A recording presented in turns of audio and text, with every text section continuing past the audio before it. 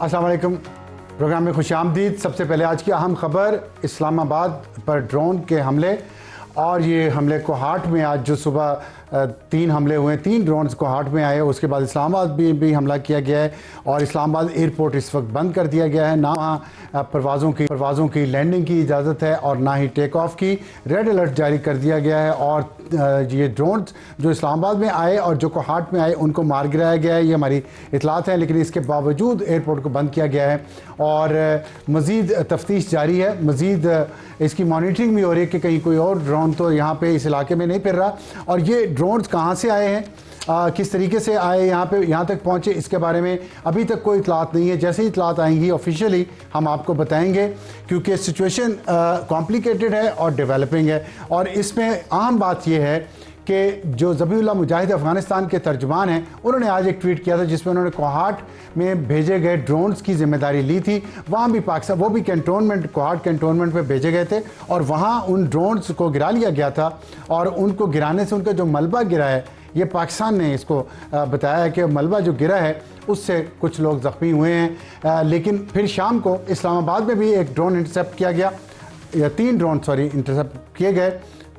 3, मेरे प्रोड्यूसर बता रहे हैं कि 1 या 2, अभी इस्लामाबाद का अभी नंबर कंफर्म नहीं है, लेकिन ड्रोन डेफिनेटली यहाँ पे कम से कम 1 इंटरसेप्ट किया गया, उसको गिराया गया और कोई नुकसान नहीं हुआ उससे। लेकिन एहतियात के तौर पे इस्लामाबाद एयरपोर्ट को भी बंद किया गया है और रेड अलर्ट जारी किया गया है। इसके अलावा भी पाकिस्तान ने सिक्योरिटी मेजर्स लिए हैं बहुत सारी दूसरी जगहों पर, जिसके बारे में अभी हम बात नहीं करेंगे। लेकिन ये बता दें कि आज ही लकी मरवत में भी एक हमला हुआ पुलिस की वैन पे IED के जरिए, जिसमें 7 पुलिस वाले शहीद हो गए। और ये जवाब है उन तमाम हमलों का जो पाकिस्तान ने कल रात काबुल पे, कंधार पे, पख्तिया पे और पख्तिका पे किए और उसके नतीजे में शदीद नुकसान पहुंचाया है अफ़गानिस्तान के मिलिट्री टारगेट्स को।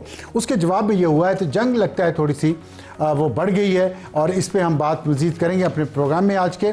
और आज के प्रोग्राम का मैं आपको तारुफ करवा दूं, हमारी आज की टॉपिक ईरान जंग, अमेरिका इसराइल नताइज हासिल करने में नाकाम रहे हैं और उसके इस वक्त लेटेस्ट सूरत हाल क्या है और किस तरफ ये जंग जा सकती है, इसके इकोनॉमिक इम्प्लीकेशंस क्या हैं और पोलिटिकल इम्प्लीकेशंस क्या हैं।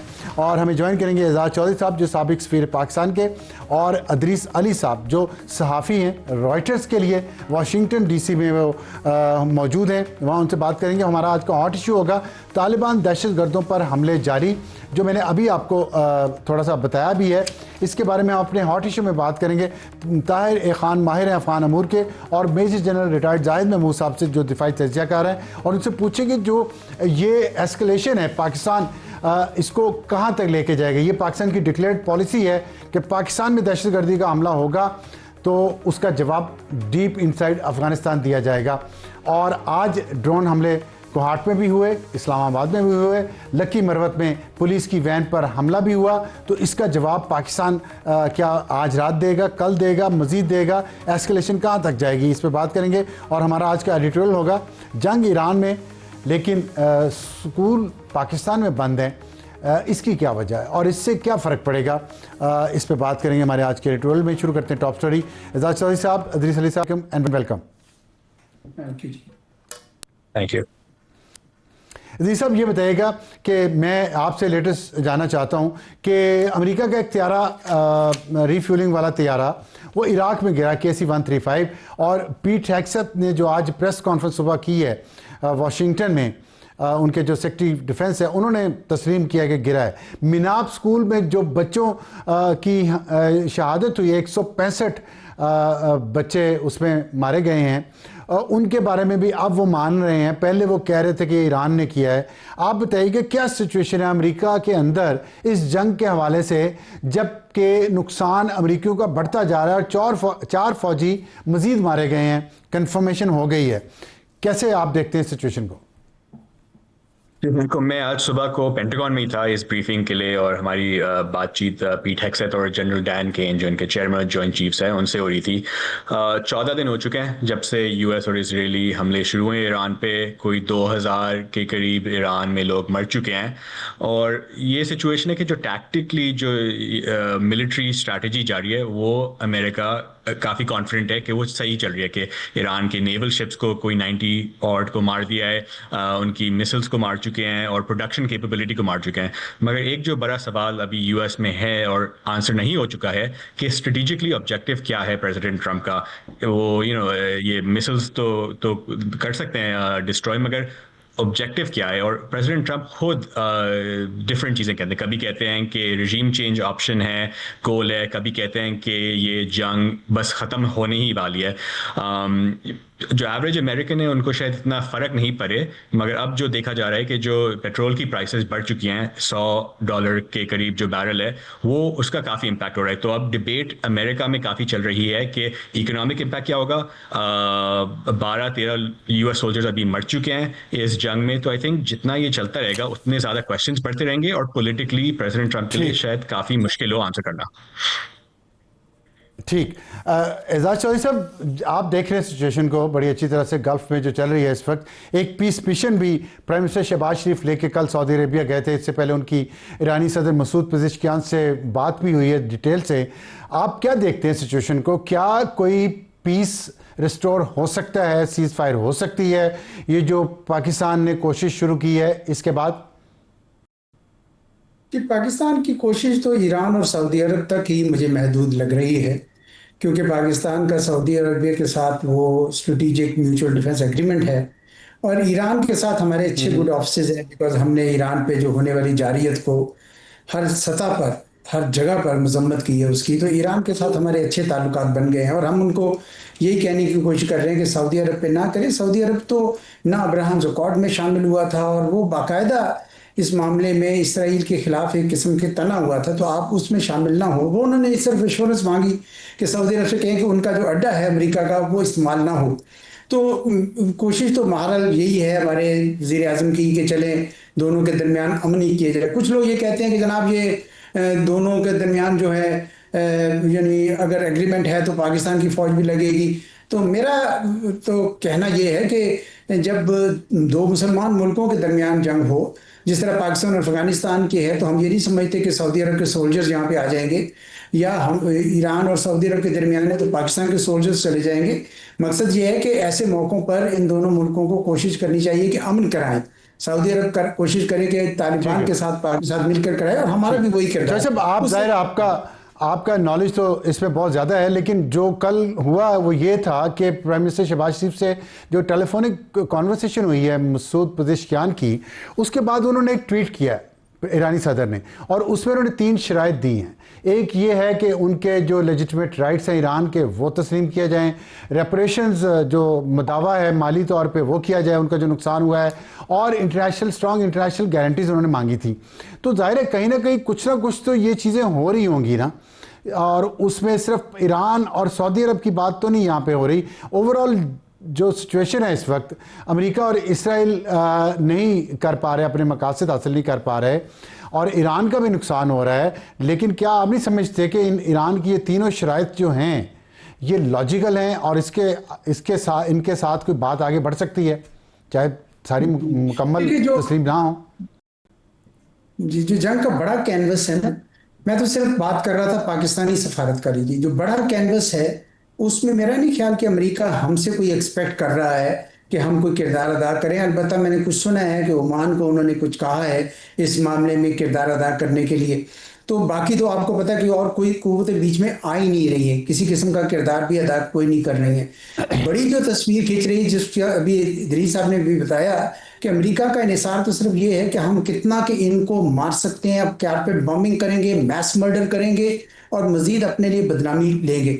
मेरा अपना ये ख्याल ये है कि जो ईरानियों का जो एतमाद है वो पेज़ेश्कियान साहब की इन शराइत से भी नज़र आता है कि वो शायद बड़े पुरज़्म हैं। उनका ख्याल है कि जंग तूल पकड़े बेशक हम संभाल लेंगे। इसका मतलब ये हुआ कि उनके पास इतने ज़खायर हैं, अस्करी ज़खायर, मिसाइल्स के, ड्रोन्स के, दूसरे साजो सामान के, और शायद अमेरिका, चीन और रूस की तरफ से भी उनको इंटेलिजेंस और कम्युनिकेशन की मदद है कि वो शायद अभी इसको तूल देना चाहते हैं। और उनको ये भी अंदाज़ा है कि बैटल ऑफ नर्व्स है, और ये अमेरिका के अंदर तो 4 किस्म के आपको पता है प्रेशर पड़ रहे हैं। एक प्रेशर तो ये है कि खुद अमेरिका के अंदर बहुत ज़्यादा आवाज़ें उठनी शुरू हो गई कि क्या ये हमारी जंग है या इसराइल की जंग को हम लड़ रहे हैं। और दूसरा ये है कि गल्फ की रियासतों को जितना नुकसान हो रहा है वो भी शायद, और बल्कि मैं समझता हूँ ऑफ रैम्प भी यही बनेगा कि वो जाके अमेरिका को कहें कि जनाब आप ये जंग रुकवाएं।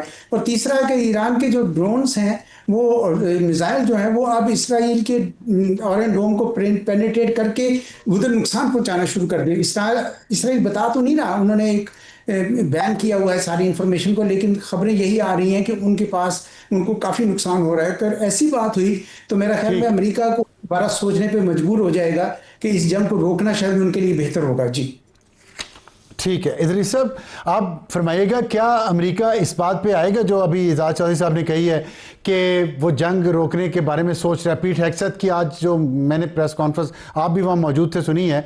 अब जो चौधरी साहब ने कहा है कि कारपेट बॉम्बिंग और मैस मर्डर की बात हो रही है, वो कर भी रहा है ऑलरेडी अमेरिका, मकासद भी पूरे नहीं हो रहे। न्यूक्लियर यूरेनियम जो इनरिच्ड हुआ है वो अभी तक ईरान के अंदर है, आप हुकूमत वहाँ की गिरा नहीं सके, ईरान सरेंडर कर नहीं रहा, तो फिर अमेरिका को इसमें क्या मिल रहा है? और क्या अमेरिका के अंदर जो पब्लिक ओपिनियन है, ख़ास तौर पे जो स्कूल की बच्चियाँ मारी गई हैं, उसके बाद अमेरिकियों के ज़मीर पे कोई बोझ आया है कि नहीं आया?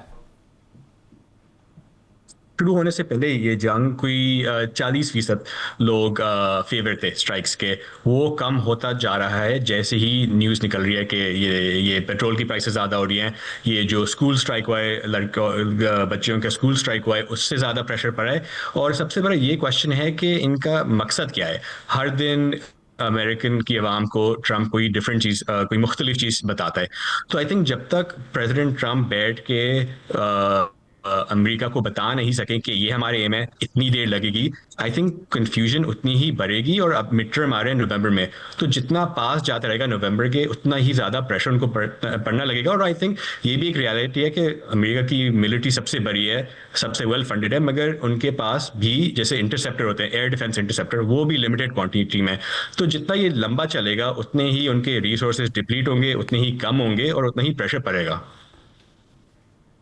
अब थर्ड जो उन्होंने साउथ कोरिया से यहाँ पे मिडिल ईस्ट मंगवाया है अमेरिका ने, क्या इसके बाद अगर नॉर्थ कोरिया ने कोई प्रेशर डाला साउथ कोरिया पे, तो अमेरिका के अंदर इस बात पे कोई डिस्कशन हो रही है कि इतनी बुरी प्लानिंग के ज़रिए ये जंग शुरू की गई और इस तरह जो अब वो अपने मिलिट्री एसेट्स ट्रांसफ़र कर रहे हैं एक जगह से दूसरी जगह पे, कामयाबी भी कोई नहीं मिल रही, कोई दुनिया का मुल्क उनका साथ नहीं दे रहा खुल के, यूरोप भी नहीं दे रहा, तो इस सिचुएशन में अमेरिका के अंदर जो आपकी कांग्रेस है, सेनेट है, वो क्यों नहीं प्रेशर डाल रहे ट्रंप पे कि इसको बंद करें जंग को?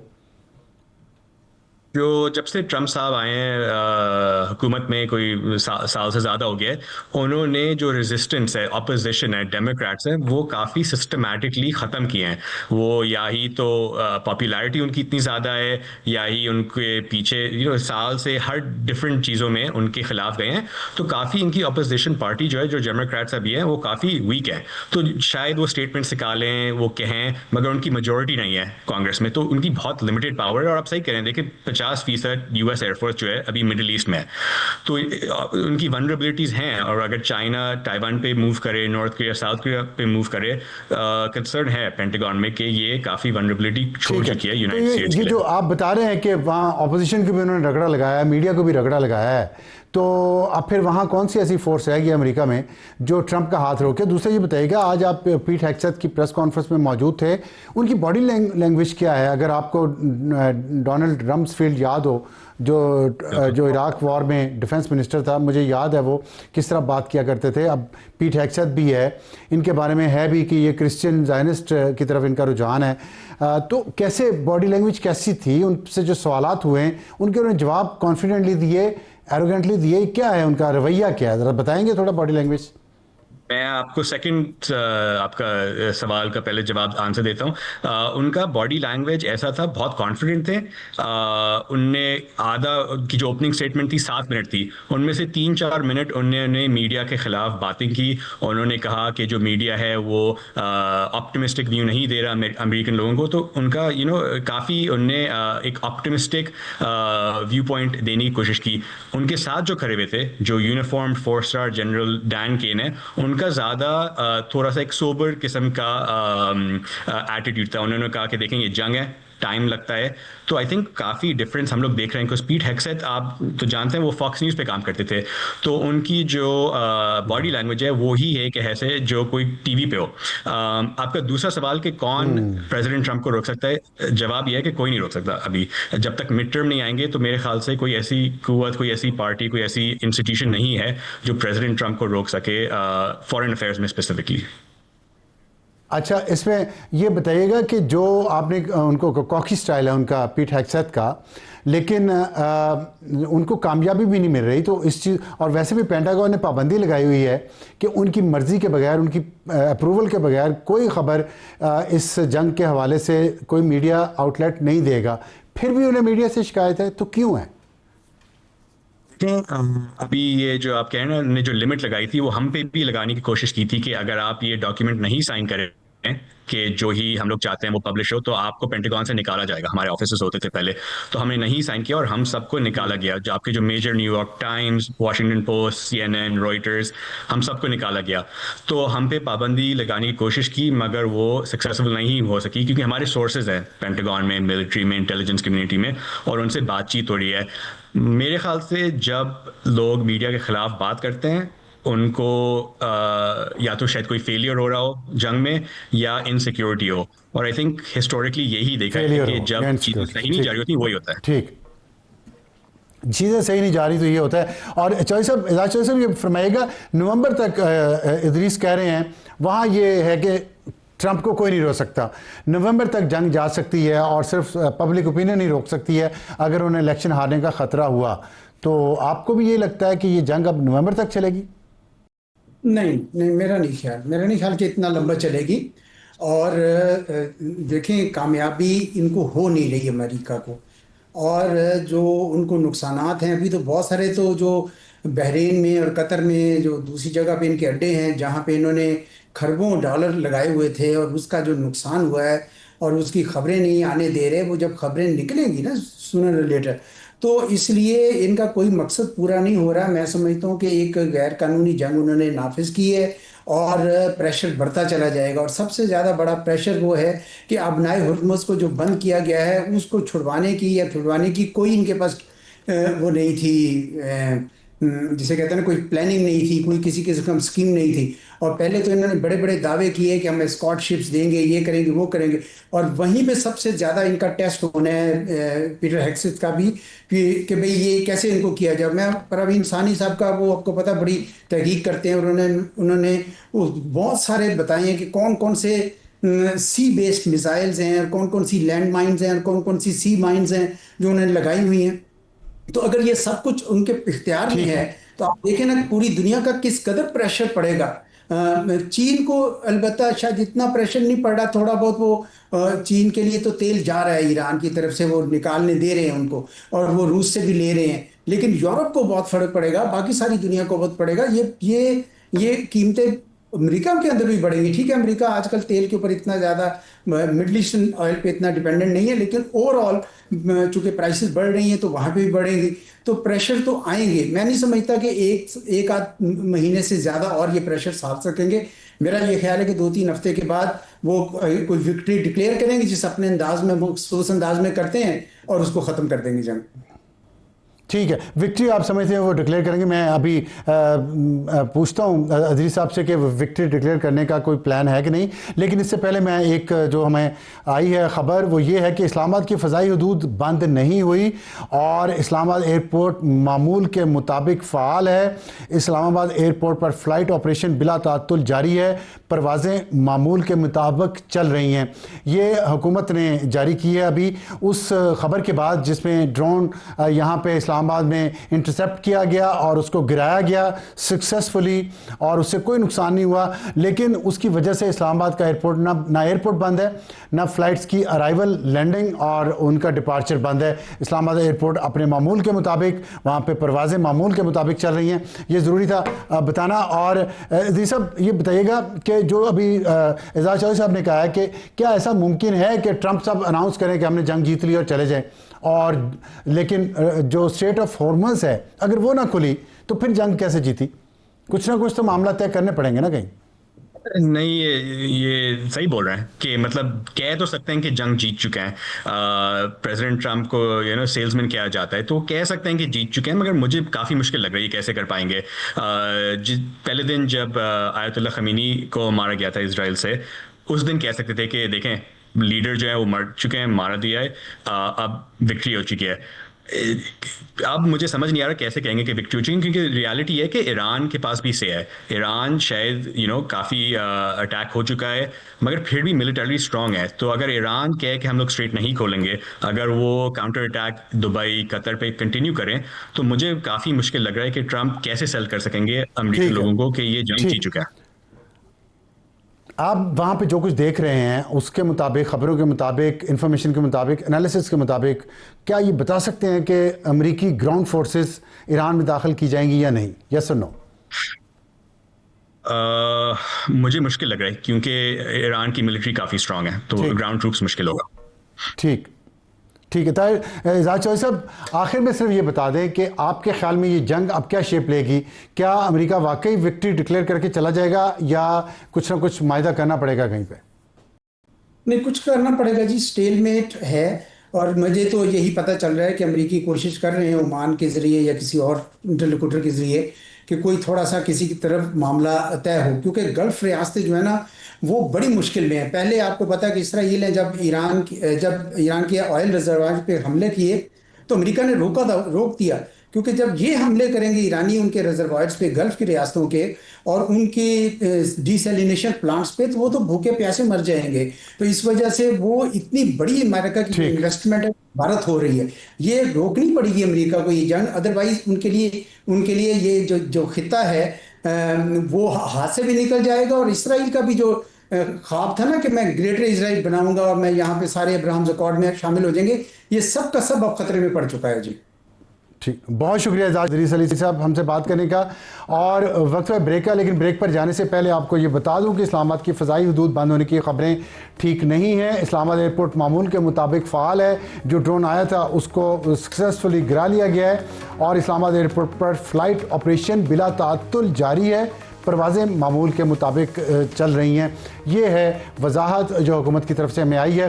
ब्रेक के बाद वापस आएंगे तो हमारा आज का हॉट इशू, तालिबान दहशतगर्दों पर हमले जारी। प्रोग्राम में दोबारा खुशामदीद। वक्त है हमारे आज के हॉट इशू का, तालिबान दहशतगर्दों पर हमले जारी। इस पे बात करेंगे। मैं ज्वाइन किया ताहिर खान साहब ने जो माहिर हैं अफ़गान अमूर के, और major general retired Zahid Mahmood साहब जो दिफाई तजियाकार हैं। ताहिर साहब, आप फरमाइएगा कि कल जो रात को पाकिस्तान ने काबुल, कंधार, पक्तिका के ऊपर हमले किए हैं, उस पर क्या वहाँ से इतलात आई हैं? आपके ज़राए के मुताबिक कितना नुकसान हुआ है वहाँ दहशतगर्दों का? बहुत शुक्रिया। बयान तो आया है तालिबान हुकूमत के जो मरकजी तर्जुमान है हमलों का, उसने जिक्र किया है। लेकिन अफगानिस्तान में जब मैं देखता हूं, जब से जंग अगर अक्टूबर में हुई है और ये अब जो सूरत हाल बनी है अफगानिस्तान से, खबरें वहाँ पर बहुत एक सख्त कानून है, कोई भी ना कोई रिपोर्ट कर सकता है जब तक सरकारी उनको बयान वहाँ से ना मिला हो। तो ये बड़ा मुश्किल है कि वहाँ से जो हुआ किया है, तो ये इस वक्त तक मुश्किल है कि मालूमात, क्योंकि काबुल में जो सहाफ़ी भी है गैर मुल्की इदारों के वाले, फिर अफ़गान सहाफ़ी, तो वो भी उनको भी इजाज़त नहीं होती। और आप यकीन की जब मौलाना फजल रहमान खलील गए थे तो लोग हमसे पूछ रहे थे अफ़गान सहाफ़ी क्या हो, मैं उनसे कहता कि वो तो काबुल में है, तो आप उनसे वहाँ रब्ता करें। तो वो कह रहे थे कि हम रसाई नहीं है, अप्रोच नहीं होता, मतलब है कि, तो इस वजह से बड़ा मुश्किल है कि वहाँ से कोई चीज़ सामने आ जाए। हाँ, ये तो है। ये तो ज़ाहिर अमेरिका ने भी पाबंदी लगाई है। आप देख ही रहे होंगे, पेंटागन की इजाज़त के बगैर जंग के बारे में कोई ख़बर नहीं दी जा सकती। इसराइल भी यही कर रहा है। लेकिन ये बताइएगा कि ये जंग अचानक थोड़ी सी लगता है हमें गर्म ज़्यादा हो गई है, इसकी वजूहत क्या है? मेरी नज़र में जो पाकिस्तान की जो पोजीशन है, ख्वाह वो सालिसों के ज़रिए वो उसको इजहार करता है, पाकिस्तान उसको एक्सप्रेस करता है, तालिबान तक पहुंचाते हैं, या जो दो तरफ़ा 4.5 साल मुलाकातें हुई है उसमें भी पाकिस्तान का अब यही मौक़िफ़ है कि अफ़गान तालिबान पाकिस्तान को तहरीरी तौर पे इस तरह गारंटी देंगे कि वो जो पाकिस्तानी रियासत के ख़िलाफ़ लड़ने वाले अनासिर है उनके खिलाफ ऐसे इकदाम की जो वेरीफाई हो, जिसकी तस्दीक हो। दूसरा, पाकिस्तान का मुतालबा बिल्कुल क्लियर है कि उन लोगों को पकड़ो, उनको जेलों में डालो, उनको उनसे असलहा ले लो, और उनके जो मराकज़ है उनको ख़त्म कर दे। तो अफगान साइड का मौक़िफ़ यही है कि ठीक। आप इनसे बात करें, पाकिस्तान रियासत बात नहीं करता। तो मसला पाकिस्तान और तालिबान हुकूमत, और वो वज़ीर-ए-आज़म ने भी कहा, यहाँ पर सब लोग कहते हैं कि एक मसला है। यहाँ मैं किसी ज़िम्मेदार से मिला था अभी, तो उसका यही कहना था कि अगर तालिबान पाकिस्तान का ये मुतालबा मान ले कि उन लोगों के खिलाफ आप एक्शन ले, उनको ना, तो फिर हमारे जो दीगर मुतालबात है उनके बकौल वो सिफर है। कोई भी और मुतालबा अफगान तालिबान को, तो सिर्फ यही वजह है जो आप कह रहे हैं कि स्ट्राइक क्यों हुई, ये माहौल क्यों पैदा हुआ पाकिस्तान में। जिस तरह अभी आज हम बात कर रहे हैं, तो लकी मरोत में 7 पुलिस वाले शहीद हुए हैं। तो अगर इसी तरह सूरत हाल रही तो कौन सा मुल्क है? तालिबान खुद इतने ज़्यादा हसास है दाइश से मुतालिक, तो सिक्योरिटी में तो कोई मुल्क कंप्रोमाइज़ नहीं करता। और मेरे ख्याल में वहाँ पर ये इस बात को ठीक। समझना पड़ेगा कि 4.5 साल तक पाकिस्तान आपसे मुज़ाकरात करता रहा, मुआहिदे होते रहे, आना जाना होता रहा। इसहाक डार ने 1 साल में अमीर खान मुत्तकी के साथ 5 मुलाकातें की है। 2 मरतबा वो काबिल गए हैं, फिर चीन में मुलाकात हुई, तुर्की में हुई, और उज़्बेकिस्तान में गालिबन हुई है। तो इस कौन सा ये ममालिक होंगे कि जिस तरह इंटरेक्शन हो? तो उनको ये देखना पड़ेगा कि वो पाकिस्तान जो दुनिया से कहा करता था कि तालिबान के साथ इंगेज करे, उनके फंड जो $9 अरब जो अफगानिस्तान के, उनको वो करो, उनको सफारत खाना सबसे पहले पाकिस्तान ने हवाले किया। OIC का स्पेशल इजलास दिसंबर में 2021 में पाकिस्तान ने बुलाया। उनको समझना पड़ेगा कि अब वो ग्रुप नहीं है, अफगान ठीक है। तालिबान वो हुकूमत कर उनको रहे हैं। समझना तो पड़ेगा। ठीक है, जनरल साहब से आपकी तरफ आना चाहता हूँ। ये बताइएगा कि ये आज हमने देखा कि जब लकी मरवत का जिक्र किया है, वहाँ 7 पुलिस वाले शहीद हो गए हैं, वहाँ दहशतगर्द हमला हुआ है, उसके जवाब में जो कल रात हमने किया है। फिर हमने देखा कोहाट में 3 ड्रोन्स आए जिनको मार गिराया गया, और कुछ देर पहले जो इस्लामाबाद में हुआ है, यहाँ भी सुना है कोई ड्रोन शायद आया है, क्या है। तो ये कैसे, इनके पास इतनी कैपेबिलिटी कहाँ से आ गई तालिबान के पास? हम तो सुन रहे हैं कि मुसलसल पिछले कई दिनों से पाकिस्तान जो अटैक कर रहा है अफ़गानिस्तान में, वहाँ उनके ड्रोन के काफ़ी हमने जो स्टोरेज थी ज़खायर से तबाह भी किए हैं। फिर ये उनके पास इतनी कैपेबिलिटी है कि वो पाकिस्तान के अंदर इतनी दूर तक ड्रोन्स भिजवा दें। कहाँ से आए हैं ड्रोन्स उनके पास? जी बिस्मिल्लाहिर्रहमानिर्रहीम। देखिए अफसार साहब, ये देखने की जरूरत है कि ये तालिबान जो हैं, जिसको अभी आप एक टर्म आप सुन रहे होंगे आजकल, मास्टर प्रॉक्सी, तालिबान अफगानिस्तान की मैं बात कर रहा हूँ। तो ये अकेले नहीं है जी इस एप्लीकेशन में। ये नहीं हो सकता कि वो अकेले लगे हुए हैं। There is a complete red syndicate. और ऑफ कोर्स जो पाकिस्तान की एग्जिस्टेंशियल थ्रेट जिस मुल्क से है, जो पाकिस्तान के वजूद को नहीं देख रहा, उसने अपना ऑपरेशन संदूर 2.0 जो है उसके लिए इस मास्टर प्रॉक्सी को हायर किया है जी। मैं ये बात कहना ये चाह रहा हूं कि इंडिया की फुल फ्लेश सपोर्ट इनको हासिल है।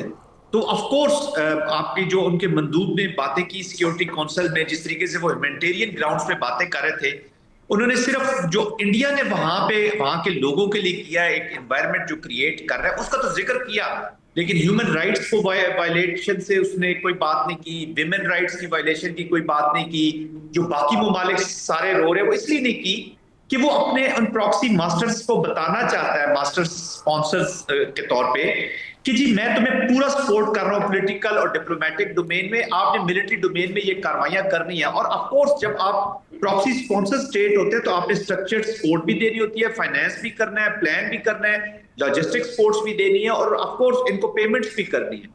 तो it's a huge investment of India into it जी। वो तो इनको और तो लीथल कर, लेकिन वो इंडिया ने जो इन्वेस्टमेंट की है उसमें मुझे ये बताएं कि क्या इसका आप ये कहना चाह रहे हैं कि ये ड्रोन्स भी इंडिया ने इनको दिए हैं और ये इनके पास बहुत ज़्यादा मिकदार में मौजूद हैं, बहुत ज़्यादा तादाद में मौजूद हैं?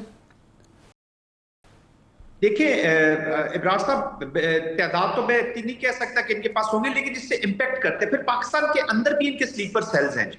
मैं ये नहीं कहता कि पाकिस्तान के अंदर ये बिल्कुल खत्म हो गया और हर चीज वहां से होती है, ऑलरेडी स्लीपर सेल्स। क्या ये मुमकिन है कि ये जो ड्रोन्स कोहाट या इस्लामाबाद तक पहुंचे हैं, ये पाकिस्तान के अंदर स्लीपर सेल हैं, उन्होंने ये कंट्रोल कर रहे हो, वो ये उड़ा रहे हो? ये पॉसिबल है? देयर आर लाइकली चांसेस के हो सकता है ऑलरेडी उन्होंने प्लेस कर दी हो जी अपने टेंटिकल्स के साथ इस तरह की चीजें। और आपको पता है ऑलरेडी इनके स्लीपर सेल्स तो यहाँ पर मौजूद हैं, सपोर्ट तो इनका हासिल है। There are likely chances. मुझे अब चूंकि टेक्निकल डिटेल्स नहीं पता कि किस तरह के ये ड्रोन थे, और कहाँ से ये उड़ के अफगानिस्तान से भी आ सकते हैं, हॉट शॉट के एरिया में तो चले आ सकते हैं जी, वहां पाकिस्तान में भी आ सकते हैं, बट एनीवेज ये अंदर भी हो सकते हैं। ये नहीं है कि पाकिस्तान के अंदर इनकी सपोर्ट नहीं है, सपोर्ट बेस मौजूद है, जिनको पाकिस्तान यही तो कह रहा है। अभी जिस तरह ताहिर खान साहब कह रहे थे कि जी वो उन्होंने एक्शन करना है, देखिए पाकिस्तान ने तो उनको 3 चॉइसेस दे दी थी अफसार साहब कि या तो आप खुद इनके खिलाफ एक्शन कर लें, या हमारे साथ मिलकर इनके खिलाफ एक्शन करें, या फिर हमें करने दें, आप इनको वहां पे सेंचुरी दें। ठीक, तो चॉइसेस दी गई थी, बट ठीक है ताहिर साहब जी। ताहिर साहब ये बताइएगा कि अभी आप कैसे देखते हैं इस सिचुएशन को, एनालाइज कैसे करते हैं? ये टिट फॉर टैट चलता रहेगा या इसमें कोई कमी आएगी? मेरे ख्याल में कमी आनी चाहिए, लेकिन जो है ना बाल जो उसकी कोर्ट में होती है, वो जो हम कहते रहते हैं, तो अफगान तालिबान के हाथ में है। ये बड़ी बदकिस्मती है कि चीन के स्पेशल एनवाई जो है, नुमाइंदा खुसूसी बराए अफगानिस्तान, वो शटल डिप्लोमेसी कर रहा है कुछ दिनों से। वो काबुल जा रहा है, फिर इस्लामाबाद आ रहे, फिर इस्लामाबाद, फिर काबुल। इस तरह तुर्की का डेलीगेशन इस्लामाबाद में 4-5 दिन मौजूद था काबुल से आने के बाद। यानी लेकिन एक बात आपको बताऊं, ये शायद पे कम बात हुई, ये सालिसी तो कर रहे हैं कि जंगबंदी भी हो, ईद से पहले कोशिश हो रही है, और ये जो मौजूदा सूरत हाल है ये भी ना हो, इसमें कमी हो। लेकिन हम सुनते हैं कि जो वफूद आते हैं यहाँ पे, वो पाकिस्तान के मौक़िफ़ से इसलिए मुत्तफिक है कि चीन को कंसर्न अफगानिस्तान के मुतालिक है। आपको भी पता है, आप भी सहाफ़ी है।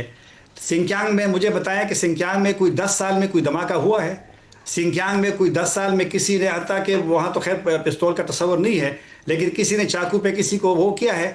तो मसला यह है कि पाकिस्तान के जो कंसर्न है, खदशात है, जब सालिसों के सामने भी पेश होते तो वो पाकिस्तान से मुत्तफिक होते हैं। तो इस वजह से मसले का हल उस साइड पे है। लेकिन ये भी हमें भी देखना पड़ेगा कि अब डिप्लोमेसी को हमें, मेरी नज़र में वो साथ साथ चलना चाहिए, उसको हमने गिव अप नहीं किया। डिप्लोमेसी चलनी चाहिए। जाहिर साहब ये बताइएगा आखिर में कि डिप्लोमेसी तो चलनी चाहिए, लेकिन जो ये ड्रोन्स वाला एक नया फैक्टर जंग में एंटर हुआ है, इसके बाद आप समझते हैं कि पाकिस्तान इसको रिटेलिएट करेगा, और ये थ्रेट कैसे इसको काउंटर करेगा पाकिस्तान?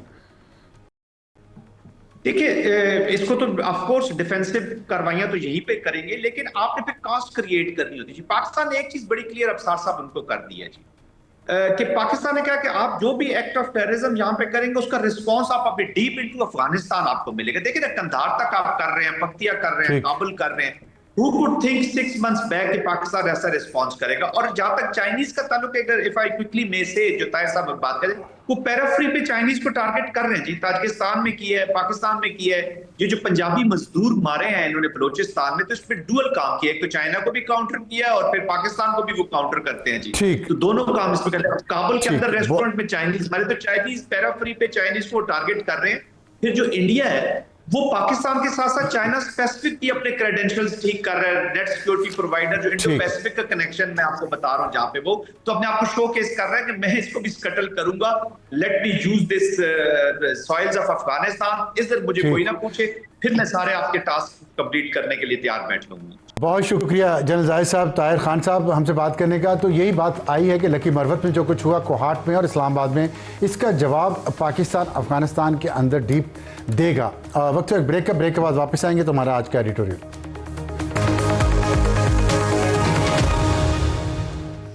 और वक्त हमारा आज के एडिटोरियल का। जंग ईरान में, लेकिन स्कूल पाकिस्तान में बंद हैं। कल मैं CNN देख रहा था, तो उसमें वो जो इकोनॉमिक प्रॉब्लम्स पूरी दुनिया में हुए हैं इस जंग की वजह से, ईरान, अमेरिका और इसराइल की, उसमें बता रहे थे, मुख्तलिफ मुश्किलात मुल्कों की बता रहे थे।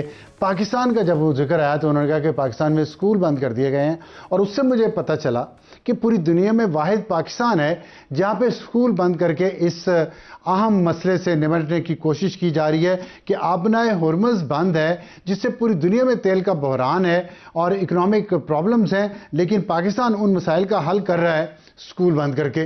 तो ये क्या बात हुई? और हम देखते हैं कि जो भी पाकिस्तान में मसला होता है, कोई मजहबी त्यौहार हो, कोई मसलगी त्यौहार हो, कोई कल्चरल त्यौहार हो, बसंत हो, कोई शब मेराज हो, शब बरात हो, यहाँ पे छुट्टी होती है। आज यौमुल कुद्स, तो आज इस्लामाबाद पूरा बंद था, रेड जोन अभी भी बंद है, हम बड़ी मुश्किल से दफ्तर पहुंचे हैं और सिंध में भी आज छुट्टी थी। तो ये छुट्टियां और ये सब जितने मैंने रिलीजियस और मसल की मैंने आपको इवेंट्स बताए हैं, सब पे स्कूल बंद होते हैं। अब उसका मसला ये है कि स्कूल का एक एकेडमिक ईयर होता है और जो गुज़िश्ता साल एक केस दायर हुआ था लाहौर हाई कोर्ट में, उसमें all Pakistan private schools management association की जन्म से उसमें ये माना गया था कि कम से कम कैलेंडर 220 दिन का होना चाहिए स्कूलों का, तालीमी इदारों का। 220 दिन पढ़ाई होगी तो बच्चे अपनी डिग्रियां हासिल करने के काबिल हो सकेंगे। लेकिन जितनी हम छुट्टियां करते हैं तो ये एकेडमिक कैलेंडर 135 दिन का रह जाता है। गर्मियों की छुट्टियां अलग होती हैं, ईद की अलग होती हैं, खैबर पख्तूनख्वा और बलूचिस्तान में सिक्योरिटी की छुट्टियां अलग हैं। तो ये क्या हमारे यहाँ, ये क्यों है ऐसा कि कोई भी यहाँ पे जलसा जुलूस रैली हो तो सड़कें बंद करवा के, स्कूल बंद करवा के, दफ्तर बंद करवा के, शहर बंद करवा के ही हमारे सियासी लीडर्स को और उलमाए कराम को सुकून मिलता है। हालांकि इन्हें देखना चाहिए आज के दिन तेहरान में जहां जंग लगी हुई है, अल कुद्स डे मनाया गया, वहां टॉप लीडरशिप ईरान की मौजूद थी, लेकिन कोई वाकया नहीं हुआ, ना किसी पे उन्होंने हमला किया, ना अपनी दुकानों को आग लगाई, ना अपने इदारों को आग लगाई, ना अपने लोगों को जिंदा जलाया, क्योंकि वो एक जिंदा कौम है। और हम और हमारे ये लीडर। आज के लिए इतना ही। खुदा हाफिज एंड गुड नाइट।